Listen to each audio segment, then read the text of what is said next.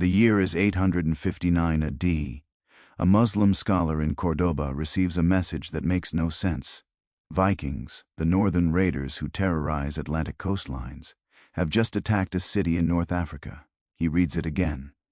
The geography is impossible. To reach North Africa from Scandinavia, the fleet would need to sail down the entire Atlantic coast of Europe, pass through the Strait of Gibraltar, a passage controlled by Islamic naval forces, and penetrate deep into the Mediterranean. No northern force has ever done this. The report must be wrong, but 3 days later, another message arrives. Then another.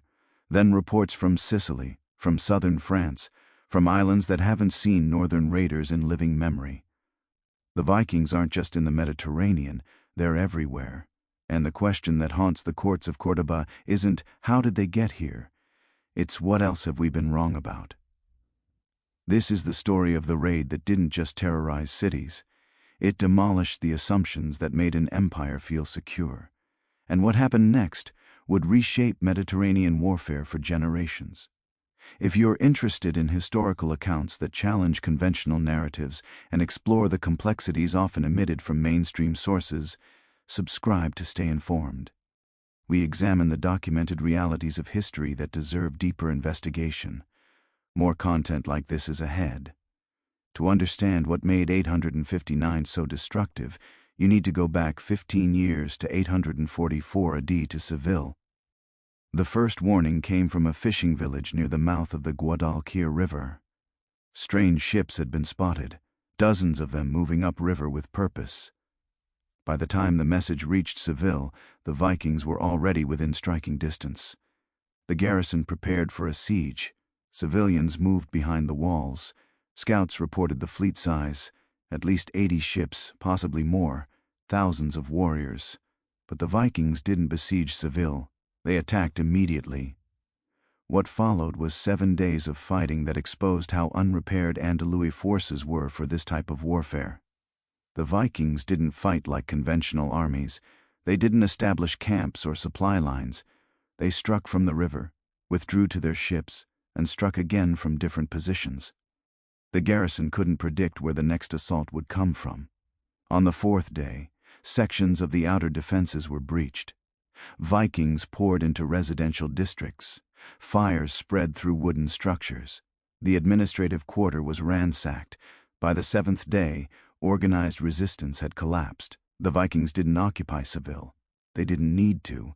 They took what they wanted: silver from the treasury, trade goods from warehouses, captives from the streets. Then they returned to their ships and sailed back down the Guadalquivir, leaving a city that would take years to fully recover. The number of captives taken is disputed, but Arabic sources suggest hundreds, possibly over 1,000, were loaded onto Viking ships and transported north to slave markets. The political consequences arrived before the fires were extinguished. The Emir of Cordoba, Abdul-Rahman II, faced a crisis that went beyond military defeat. Seville wasn't a frontier outpost. It was a major economic center, a symbol of Andalus, prosperity. Its fall to northern barbarians raised questions about the Emirates' ability to protect its own territory. The response needed to be decisive, and it was. The reconstruction of Andalusi defenses after 844 was comprehensive.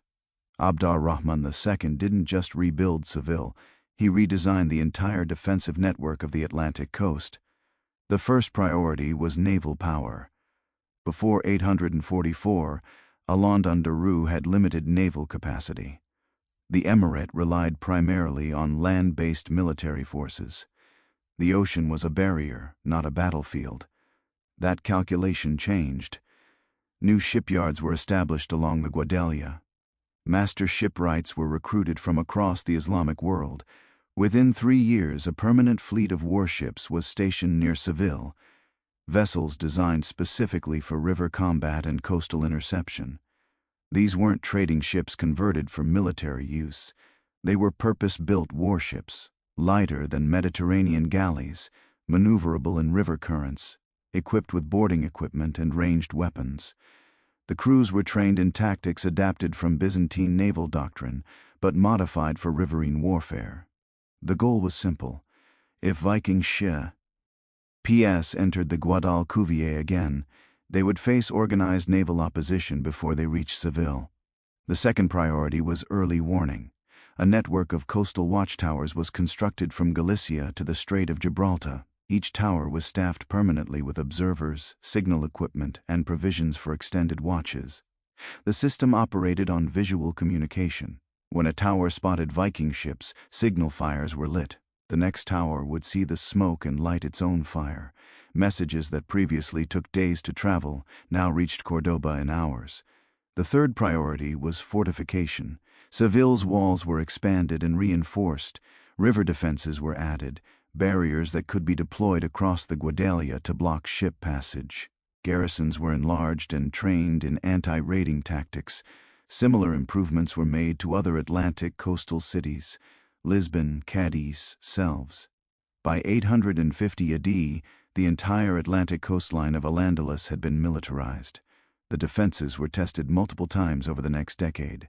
In 846, Viking ships probed the Galician coast. The watchtowers detected them immediately. Local forces responded before the raiders could establish positions. The Vikings withdrew after limited success. In 852, another fleet attempted to sail up the Tees River toward Lisbon.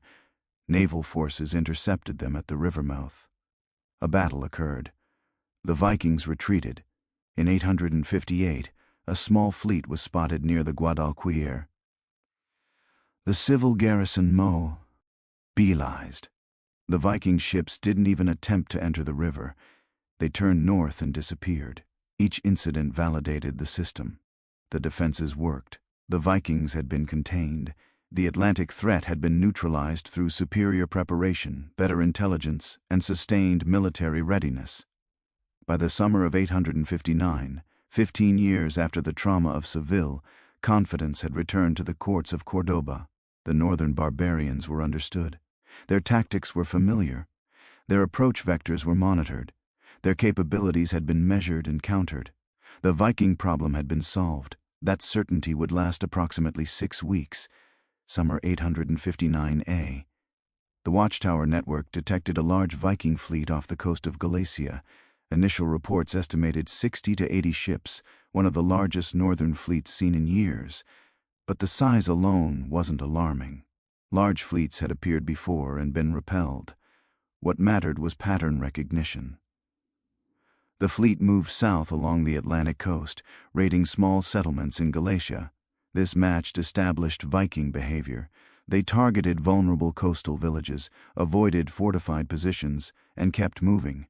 When they reached Portuguese territory, they attacked smaller ports. Again, this was expected. The Vikings were probing for weaknesses, testing response times, seeking easy targets. Intelligence reports flowed into Cordoba. Military analysts tracked the fleet progress. Predictions were made about Here they would strike next. When the Vikings reached Lisbon, the response was already prepared. The city's garrison was on alert. Naval forces were positioned offshore. Reinforcements had been dispatched from nearby settlements. The Vikings attacked. The assault lasted 2 days. The raiders attempted to force entry at multiple points, but the defenses held. The garrison fought them back. Naval forces harassed their ships when they withdrew to the river. After suffering casualties without achieving a breakthrough, the Vikings retreated. From Cordoba's perspective, this was textbook success. The defenses designed after 844 had functioned exactly as intended. The Vikings had tested a major target, found it defended, and moved on. The system worked. The fleet continued south. When they approached the Guadalquivir River, the site of Seville's fall 15 years earlier, the response was immediate and overwhelming. Every warship stationed at Seville was mobilized. Messengers rode upriver to warn the city. The naval garrison took blocking positions at the river mouth. Additional troops were dispatched from Cordoba itself.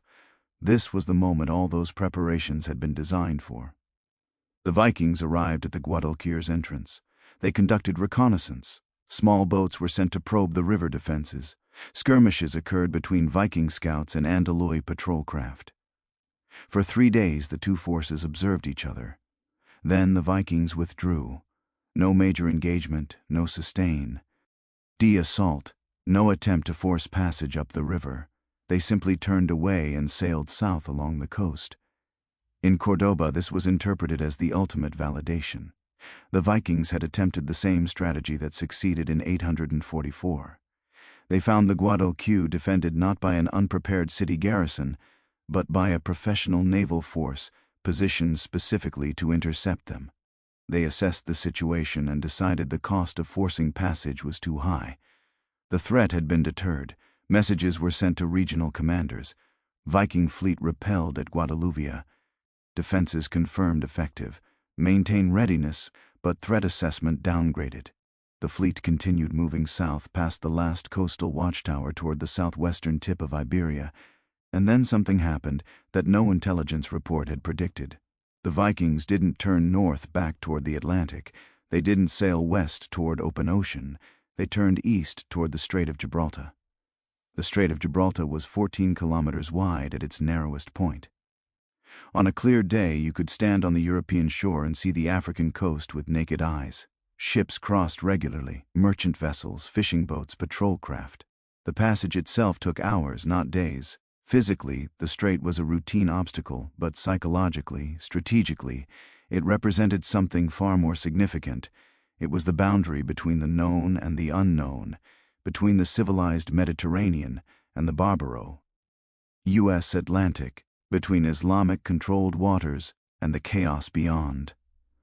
More specifically, it was the boundary beyond which Viking raiders didn't operate. This wasn't speculation. It was confirmed by decades of observation.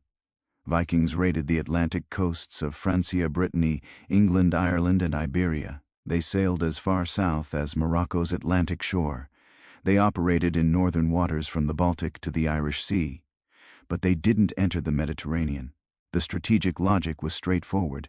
Viking longships were designed for coastal raiding, shallow drafts allowing them to navigate rivers, speed allowing them to strike and withdraw before defenders could respond. Their strength lay in mobility and surprise. The Mediterranean offered neither advantage. It was an enclosed sea dominated by established naval powers. The Byzantine Empire, the Islamic caliphates, Italian city-states. These forces maintained permanent fleets of warships designed for Mediterranean conditions, GS with large crews optimized for prolonged engagements supported by extensive port networks. A Viking fleet entering the Mediterranean would be sailing away from supply lines, away from familiar territory into hostile waters patrolled by experienced enemies. The longship's advantages, surprise, speed, ability to disappear into coastal waters, would be neutralized in an enclosed sea where every port was monitored and every coastline was claimed by hostile powers. Why would the Vikings take that risk when the Atlantic offered unlimited targets? This logic was so persuasive that it shaped defensive planning across the entire Islamic Mediterranean. Coastal fortifications faced expected threats: Byzantine fleets, rival Islamic states, North African raiders, occasional Christian incursions from Sicily or Italy. Not Vikings. The watchtower networks, the naval patrols, the garrison positions, all were designed for threats that came from within the Mediterranean system.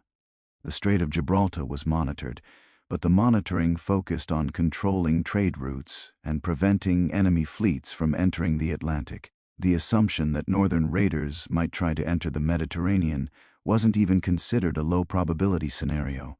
It was effectively dismissed as impossible.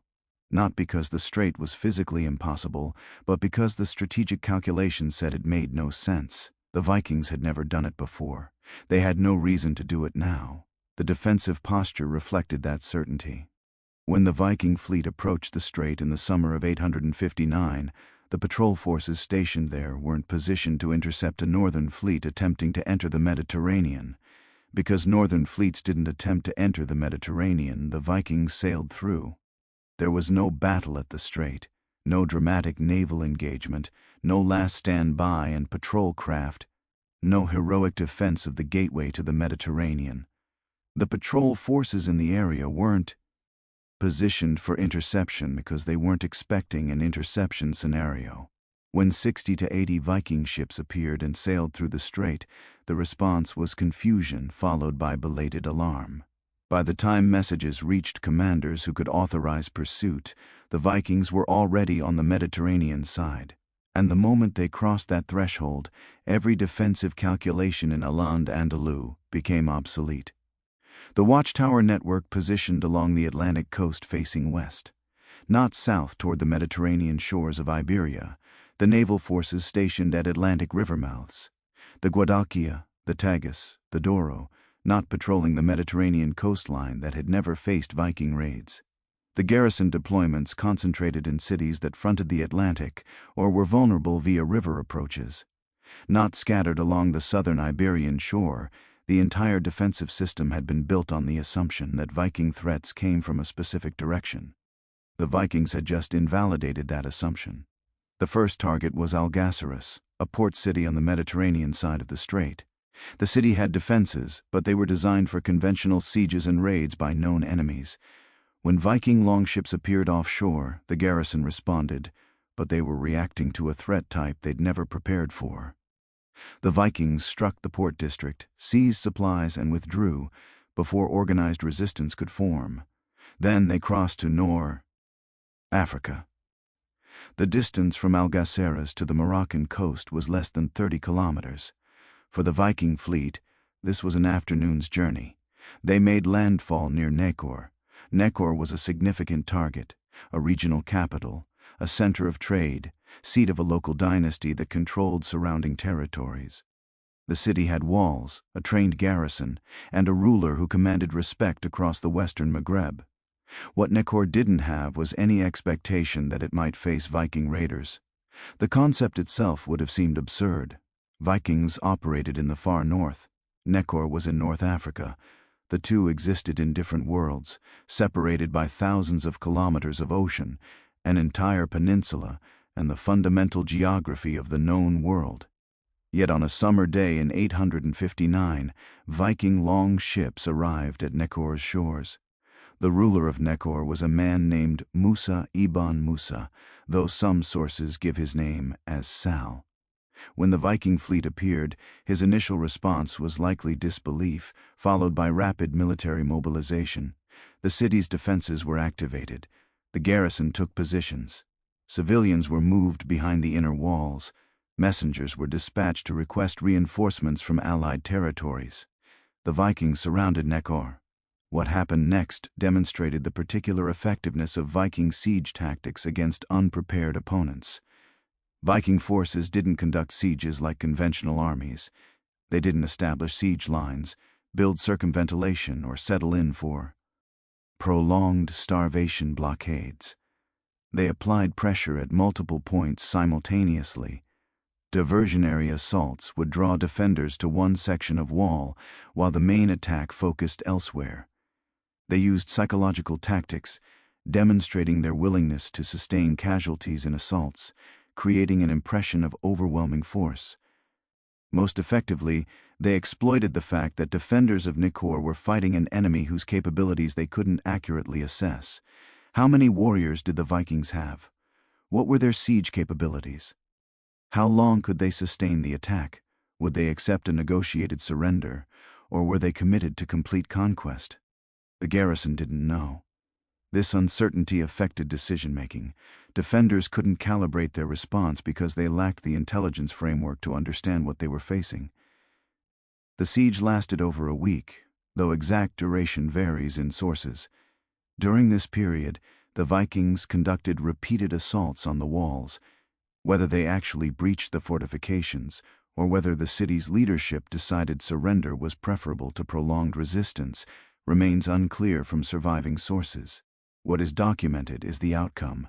Nior fell. Musa ibn Musa was captured. The ruler of a significant North African city was taken prisoner by northern raiders who, according to all strategic logic, shouldn't have been able to reach this coastline. The Vikings occupied Nekor for 8 days or posse. Bly longer. Sources differ. During the occupation, they systematically looted the city. Treasury contents, trade goods, valuables from wealthy households, anything portable and valuable was loaded onto the longships. But the most valuable cargo was human. The Vikings took captives. Arabic sources suggest hundreds of inhabitants were seized. Some accounts claim over 1,000. Men, women, and children were marched to the longships and loaded aboard. These captives weren't taken for random violence. They were merchandise. The Viking economy had an established slave trade network. Captives taken in raids were transported to markets in Scandinavia, Ireland, or Francia and sold. Prisoners from wealthy families could be ransomed. Those without ransom value were sold as laborers. The occupation of Nekor followed this economic model. The city wasn't destroyed. That would have eliminated its value as a potential future target. Instead, it was systematically stripped of portable wealth and valuable captives. After 8 days, the Vikings withdrew. They loaded their ships with plunder and captives and sailed back across to the Iberian coast. For the inhabitants of Nekor who remained, the experience was traumatic but temporary. The city would recover. Musa ibn Musa was eventually ransomed or released. He appears in later historical records. But the psychological impact extended far beyond Nior itself, because if Vikings could reach Nekor, they could reach anywhere. The raid on Nior was the conclusion of the Viking campaign. It was the beginning.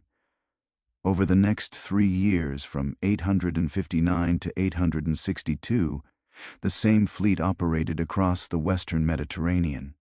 They didn't establish permanent bases or attempt conquest. They conducted systematic raiding that exploited the same advantage, presence in a region where they weren't expected. The Balearic Islands were hit multiple times. Morca and Minorca, both controlled by Islamic authorities, had never prepared for northern raiders. When the Vikings arrived, the island's defenses were designed for conventional Mediterranean threats, rival fleets, pirate groups, military expeditions from hostile states. The Vikings struck coastal settlements, seized captives and goods, and withdrew before regional naval forces could intercept them. They raided the coast of southern France. Camargue, the delta region of the Rhône River, was attacked. The Vikings burned settlements and disrupted trade routes. Frankish authorities, already dealing with internal conflicts and pressure from other Viking groups operating in northern France, were unprepared for raids originating from the Mediterranean side. They struck coastal positions in Islamic Iberia. Cities that had invested in Atlantic defenses found their Mediterranean shores vulnerable. The Vikings demonstrated that the defensive network built after 844 only protected specific approaches. Some sources suggest the fleet reached as far east as the coast of Italy. These accounts are less certain. Some historians dispute whether the 859 fleet actually operated that far into the Mediterranean, or whether later sources confuse different Viking groups. But the possibility alone indicates the extent of the threat perception. What's documented is duration. This wasn't a single summer's raiding followed by return to Scandinavia. The fleet remained in the Mediterranean for multiple years, operating continuously, returning to certain areas repeatedly. This created sustained pressure on every coastal authority in the Western Mediterranean. No one knew where the Vikings would appear next. No one could predict when they would finally leave.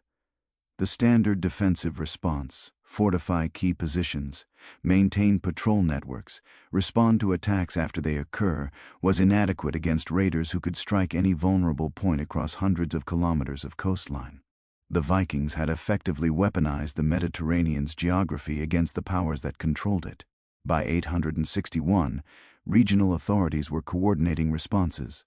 Islamic and Christian forces in Iberia shared intelligence about Viking movements. Naval patrols were increased. Coastal settlements were warned to maintain higher alert levels, but the Vikings weren't defeated by military force. They left sometime between 861 and 862. The exact timing is unclear. The fleet departed the Mediterranean. Whether they sailed back through the Strait of Gibraltar or took a different route is unknown. What remained was the question, did they come back?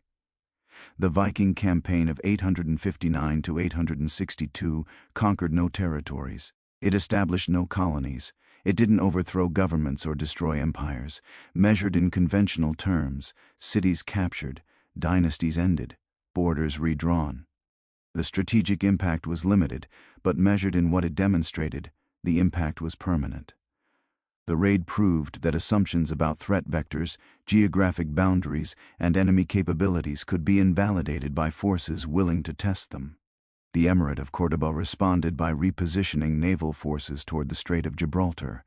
When Viking fleets attempted to enter the Mediterranean in later decades, they encountered prepared opposition. Some were turned back, others fought through, but faced organized resistance throughout their campaigns. By the early 10th century, Viking activity in the Mediterranean had declined to isolated incidents. The system adapted, but it never recovered the certainty it had before 859. Because once you've watched an impossible threat materialize, you understand that impossible isn't a guarantee. It's just a boundary no one has tested yet. And boundaries, as it turns out, are easier to cross than the people drawing them ever want to believe.